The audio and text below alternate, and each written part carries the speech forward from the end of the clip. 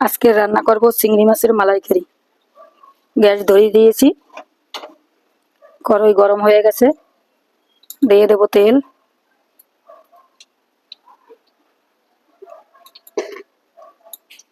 চিংড়ি মাছ কেটে ধুয়ে পরিষ্কার করে নিয়েছি, নুন হলুদ মাখিয়ে নেব।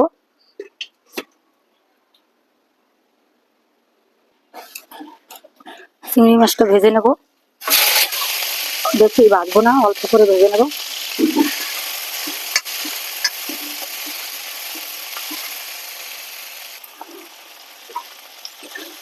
চিংড়ি মাছ ভাজা হয়ে গেছে, বেশি ভাজবো না।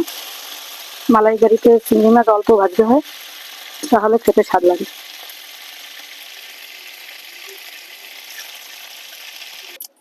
মাছটা তুলে নিয়েছি,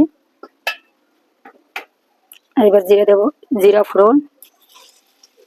জিরাটা একটু ভেজে নেব।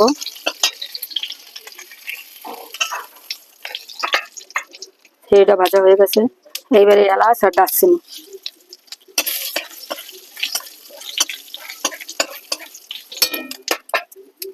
দিয়ে দেবো, তেজপাতা আর সব মশলা দিয়ে দেবো।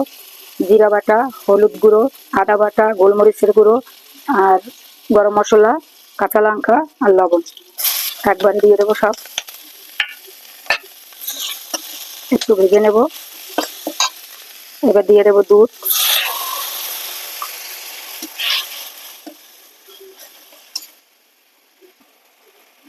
ভালো করে নেড়ে চেড়ে নেব।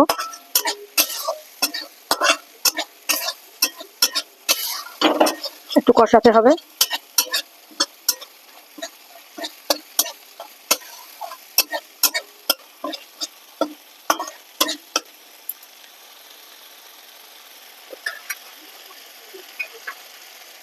এই দেখো মশলার তেল ছেড়ে গেছে, কষানো প্রায় হয়ে এসছে।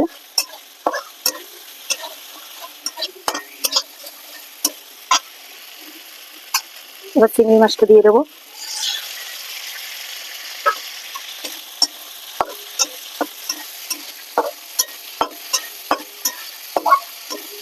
এটা নারকেলের দুধ দিয়ে করতে হয় মালাইকারিটা।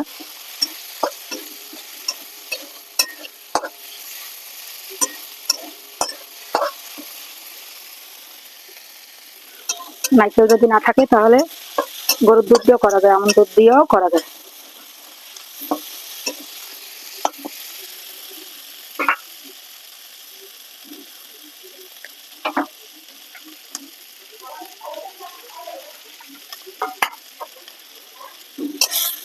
কষানো হয়ে গেছে, এবার জল দিয়ে দেবো। এবার নেড়ে চেড়ে নেবো।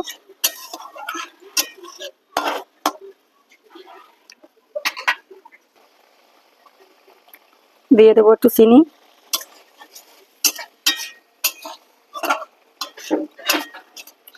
আর রান্নার জায়গাটা কত সুন্দর, রোদ পড়ে গেছে।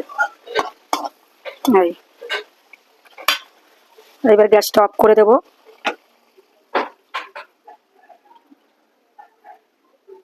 এই দেখো চিংড়ি মাছের মালাইকারি হয়ে গেছে, পুরো রেডি।